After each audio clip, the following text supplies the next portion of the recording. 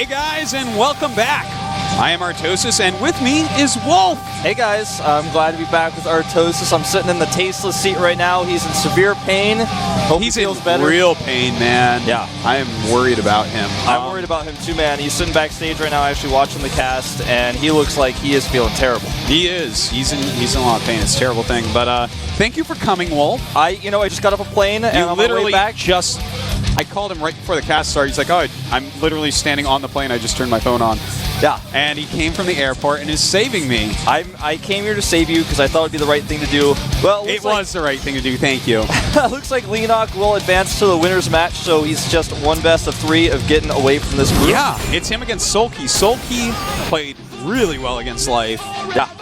But Leenock just played really well against Symbol, who played really well against him. And by the way, Life played really well against Soulkey. This day is full of good games. Yeah, these are a bunch of great Zerg players that are going to clash against each other. This is a day I actually really wanted to see, because it's so cool when you see so many Zergs together in a group. It's like, well, who is the best ZVZer? It's basically what we're about to find out. That is true. That is very, very true. Who is the best ZVZer? Could it be Soulkey? You know, Soulkey was... When he was microing his Lings against Life, I was like, guys, look at this. This is like what StarCraft 1 ZVZ is. Yeah. Because he was taking 2 Lings and then crushing 2 Lings with them. That actually happened. Man. That happened one time, Wolf. You missed it. I really wish I could have seen it. Yeah. I've heard good things. I've been reading on Twitter while I was on the subway. I was trying to get as much information about the games as I could. You are so professional. That's what I try to do, man. All right, here we go, guys. This is the winner's match. GSL, it's gonna be Leenock going up against Soulkey. This is the GSL Code S with Wolf and Artosis. Vegas.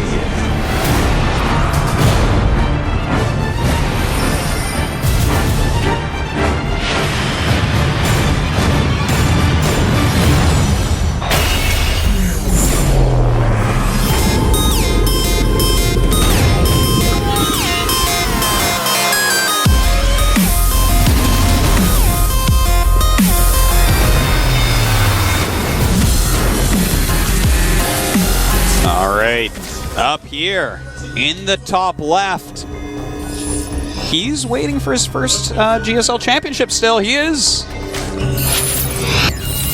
FXO, Leenock. Yeah, his closest was, of course, losing to Jockji. Who got back into Code A, by the way. Yeah, that's really good to hear. I'm excited. Sosa, still hanging on there. By a thread. Yeah, certainly. It seems, with their players leaving. Over here, in the bottom right, a very good Zerg that just took out our last GSL champion. He is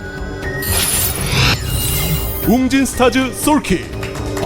Before I got on my plane, actually, I was looking at stats about who was predicted to get out of this group, and Soulkey had some tiny percentage, like 3.5. Oh. And now he's here in the winner's match, taking out the GSL champion, someone who's been regarded as one of the best ZVZ players in the world. And that says something. I didn't even see the games, but that certainly says something. Like you said, taking 2 Lings and crushing 2 Lings. Yeah. That's something that you can do if you have the micro mechanics that someone from Brood War has. It's so true. And how do you take a life? If you have the Soulkey, that's an easy way, right? Yeah, that certainly is. You take the life right out of him. You open up that soul, you take it out of the body. Bam, done. And if you have an STX Soulkey, it's even easier. That's true. STX, a very good shipping company. Yeah. They make great ships. Those ships are really nice. I've taken a look at a few of those. You guys, everyone in the world has probably bought something that was shipped on an STX-made ship. Yeah. I hear they actually true. I hear they do tourism now as well. You can get on a STX cruise. No way. That's awesome. I was looking into that. I want to do that. You want to do that with me? You want to go and cruise with me, Wolf? Yeah. That'd be awesome. I want to do that, man. That'd be really fun. Yeah. We could even bring Soulkey. Yeah, we can bring Soulkey if he wins. If he wins the GSL, he can pay for it. That's true. He could. He'd win a lot of money. Well, tell me what sort of builds you've been seeing from Soulkey. What did he do against Life? Was he aggressive or was he more passive? No, he was pretty defensive in that first game. I'm trying to remember the second game, but I've watched 5 ZVZs right in a row and commentated them all along. I don't want to put you on the spot. Yeah, I don't remember the second game at this exact second. It'll come back to me slowly but surely. It's in there. It's somewhere in my brain. We may need Leonardo DiCaprio to enter my dreams and get it out for me, though. I'm not sure. That would be really helpful. Right. I don't know if you can actually reach in there right now. Well, I'm not asleep. I don't think so, at least. We're in a dream right now. All right. So, well, speaking of dreams, NST got back into the GSL as well, along with Joxy recently. yeah, the champions are coming back to. Yeah. I almost called you tasteless. That's okay. I understand today. Yeah. We have a Baneling nest down for Leenock first, before Speed, and that indicates he wants to be more safe, because you can Baneling nest out a little bit faster. You can make sure you have those defensive Banelings. There's very rare cases where you want to try to aggressive Baneling your opponent with no speed, but it's very rare. Well, you're going to do that off one base. Like, if you try to do that off two base, you get laughed out of the GSL. Yeah, that's basically what would happen. That's basically what would happen. Basically. All right, so Baneling Nest finishing up, as mentioned. The speed upgrade is basically the same spot, though, so it doesn't matter all that much right now. And even though they opened up with slightly different builds here, it's basically the same thing going on. Yeah. It's still like a production tab where we're looking, we're like, when are they actually going to change? Like, is someone going to get the layer significantly quicker? Is someone going to throw up a Roach Warren? Exactly. Someone going to get a lot of extra gas? That's what we're waiting for, because right now, even though, like you said, the builds are different, there's two different paths to get to where we are, and that's what we've seen here. Yeah. A little Baneling attack here takes out the larva, and you know, that's more significant than it may appear, actually, to kill that many. I think he killed 4 just then. Yeah, you can't really waste larva. You got to be careful about that. You know, that's actually larva management. It's another resource. Exactly. I've mentioned before with Zerg. So even though he lost you know, the minerals and gas of that Baneling that used to be a Zergling. Yes. And the half larva of that. How many larvae does he kill off there? It's actually it's a pretty good trade. You it know, can be significant. He almost got nothing. This scout is really important. He's going to get in here and see the lair, which is going to tell him that his timing for his lair is about exactly the same as his opponent, just slightly behind. And that's really important for him to know. He can also see the double gas is going down. And well, everything still, though, is pretty darn close. You know, we have just slightly different gas timings, as you said, Wolf. The layer's pretty much the same.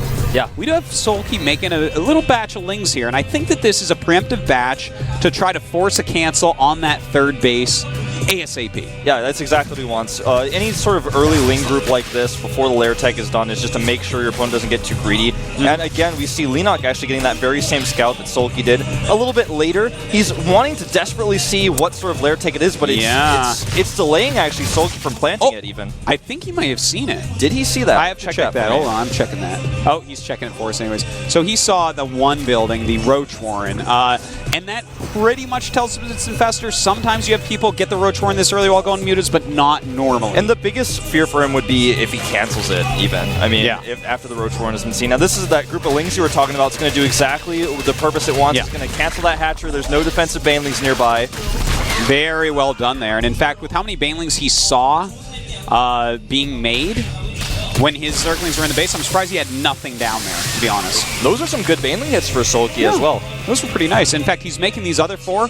This is so he can actually hit that third base again. Exactly. If you don't have Banelings of your own, your opponent's defensive Banelings will just always get you with that defender's advantage. That Overseer barely gets out. He sees the Spire, though, and that would be worth giving his life for sure. Absolutely. Now, we do have these Banelings walking towards that additional base. He's got to be careful. 3 of them are... Yeah, that's... Oh! Well, actually, that wasn't as bad as it could have been. It could have been worse. That could have been a lot worse. And this group of Lings may be enough to force a cancel. Oh, he wasted the Baneling on the hatchery, though. It's exactly what he needed to stop Leenock here. Yeah, he needed that. If he had that there, I think that he might force a cancel there. Definitely with the next group of Lings he would have. Now, these viewers are going to be key in the defense here, but most important of all, there's 2 things. The Infestors are coming out right now for Soulkey. That's really far ahead of his opponent. But if he doesn't kill this third base, economically, he's going to have less larvae. He's also going to have less mining. Yeah. And by the way, during all this time, he just now started that additional base. Now he is going after this hatchery. Oh my god, good Banelings. Soulkey definitely with some miscontrols so far this game. Not like I saw in the first set, Wolf. Yeah, and now he's going to lose his own third hatchery. So even though Leenock is behind in tech, he's not that far behind. And I just don't see Soulkey being able to really utilize those Infestors aggressively to attack his opponent. So Leenock should actually be able to catch up and close the gap here a little bit. And Soulkey only has 3 queens right now. So how does he take that third base in a timely manner, even though, I mean, Leenock is already mining from his third base, right? And he just forced the cancel on the third of Soulkey, so there's no creep going down there. There's no anti-air other than any Infestors. If Leenock keeps good map awareness and spreads his mutas, there's no third base for a long time for Soulkey. That's absolutely true. And not only the third of his opponent, but he's using these mutas right now to clean up stray lings on the map as well. He's trying to hunt overlords. He's just doing as much damage as he can.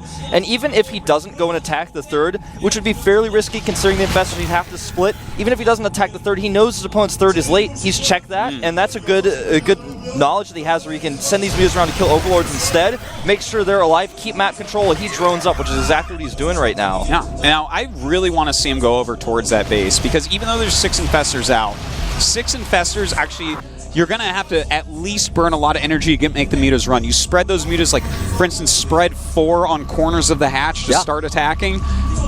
You're not going to be able to fungal them. And you might even lose some of your infestors trying. Sure, that definitely could happen, and you're probably going to end up throwing down some infested Terrans. They can run away from that at that point, but you want to start that early, because otherwise they're going to have the opportunity to spawn more units out there, get more queens. The creep is going to be more connected, so they can it will be easier for them to move around with their ground army. So I feel like, you know, I see that Leenock has kept control of the map with these mutas, but he has missed that opportunity at least. He's certainly missed that opportunity.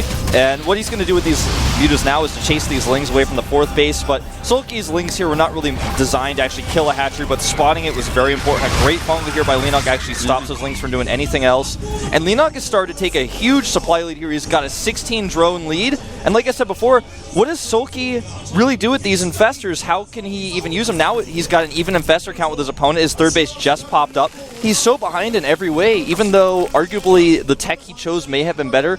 Losing his 3rd base and not forcing Leenock's cancel just puts him in such a bad spot here. Yeah.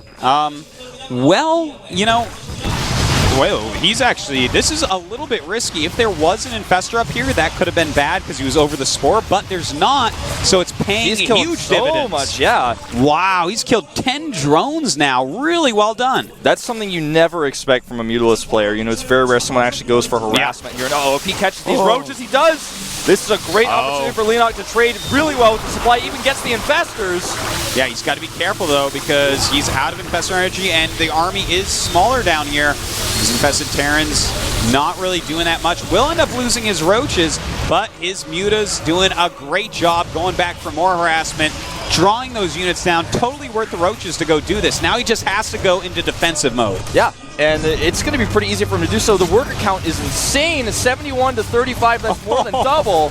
And he's not done here. The spore was moving, and this is all he has to do is defend this. He doesn't have a lot of infested energy for his infestors, though. Yeah, he might have used a little bit too much energy there. So this actually gives Soulkey a little chance, but his actual army size is so puny. It's so small, and he doesn't have the concave. He can't break up that ramp. I think Leenock may have done it. I think it's already over, Wolf. This is bad news bears right now for Soulkey. A beautiful fungal going down those Hydras, reducing their already low life even more so. Soulkey is continuing to produce. Leenock, he needs to make more units. Look at his bank. It's absolutely gigantic, but he has no larva. Yeah, that's actually the issue here. Leenock has really missed a ton of injects. He has no larva right now, but over 1K 600 in the bank. You're so right. The muta's coming back now to defend. They're not going to actually do anything here. They're just going to tank some shots, I suppose. He needs more units. 19 roaches. Will they pop out in time? It looks like they will. As these infested Terrans fade away, this army is going to get a lot less scary. Yeah, and even killing buildings right now, even the Broodlings coming out are helpful at this point, because Leenock just needs to hold on. He's lost some crucial tech, sure. But he's making 2 Roach Warrens right now. Oh, God. Just in case. Yeah, why not? Has he lost? I suppose he's lost his only Roach Warren, though, and that could become somewhat of a problem for him. He's going to need to buy more time. Yeah, he's actually making 7-9 mutas now. But there's only a few Hydras, and all the infested Terran energy is gone off these infestors. He's throwing out as many as soon as he gets them, but these 12 mutas will clean this up. Yeah, he's just targeting down infestors right now with a small group of roaches, and he can't quite kill Leenock's buildings fast enough. The worker count still heavily in Leenock's favor, more than doubles his opponent. He just needs a few more seconds. The mutas are now out. And the mutas are starting to target these down, and with just a handful of infested Terrans out there, the muta's going to start cleaning up everything. And if he can get those infestors as well, this is time for Soulkey to run with those. Yeah, he needs to get out right now. He needs to get out. He needs to be droning up. I think he thinks he's going to try to end the game here. Lings are going to chase down the roaches as well here. And Leenock, even though he loses this hatchery, he's still got 2 additional bases to mine from right now. I tell you, it's been a long time since we've seen someone go back into mutas, but it happened to be the right choice this time. And in fact, Soulkey will... I think he's still dead, man. He's done a ton of damage with this attack. He hasn't made a single extra drone since that initial loss. He's sitting at 30 drones against 53. He's killed off a good 20 drones of Leenock's and a hatchery, but Leenock's still on 3 bases with a vastly superior economy. And that upgrade for the Lings allows them to sustain that Baneling. He's going to take out this Queen here and eliminate what little drones are left in Soulkey's 3rd base. He could even go for the Spore here. It looks like he's going to be cleaned up, though. Waited a little bit too long. And the Hydras are being taken out by Roaches. Now he can just spread his mutas here and end the game. In fact, he's just going to target down Infestors as quickly as he possibly can. GG! I got to say something. I think Leenock played that fantastically, but his Larva Injects were off. If his Larva Injects were spot on that game, which of course is the hardest thing about Zerg, is playing well and hitting Larva Injects. But if they were, that would have looked like a walkover. I absolutely agree. You know, if you've got the Larva Injects that you need to be hitting constantly, it's so hard to micro your mutas, so he actually prioritized his micro, I feel, a little bit there, and it paid off for him. Getting all those drones meant that his opponent was forced to attack him in the first place, but you're so right. If he had hit just a few more Larva Injects, that would have looked silly. Yeah, like, literally if he hit, like, 2 more injects over the course of the game. 12 more Roaches during that battle when it was getting really low on Soulkey units. Especially before the Warren goes down. Yeah, exactly. It would have looked like a bear hitting a salmon out of the water, man. That's what it looked like. It would have. But instead it looked like when they try to bite the salmon that's jumping out and the salmon just goes right back in, keeps going upstream. Yeah, he was fumbling it a little bit. But eventually the bear chased that salmon down. Or maybe he didn't chase it down. Eventually that salmon reproduced and died itself. Well, yeah, I guess no matter what, if you're a salmon, it's pretty tough life. It can be a tough life, You gotta swim uphill just to die. It's rough. That's right, man. I'm not swimming uphill. That's like handing me a shovel to dig my own grave. I don't need to mate wolf. No, you certainly not don't. As a salmon, at least. Well, you've got 1 kid already. And Leenock versus Soulkey here. Map number 2 is going to be on Cloud Kingdom. Soulkey really needs to work on his micro a little bit more in the early game. That would have really helped him out. He bungled. He did. I was bragging you how well he microed against Life, but he bungled that with those Banelings. He could have gotten a nice lead in the early game. Yep. Well, we're going into game number 2 on Cloud Kingdom. Will Leenock 2-0 the series and advance to the round of 8? Or is Soulkey going to tie it up? This is the GSL Code S with Wolf and Artosis.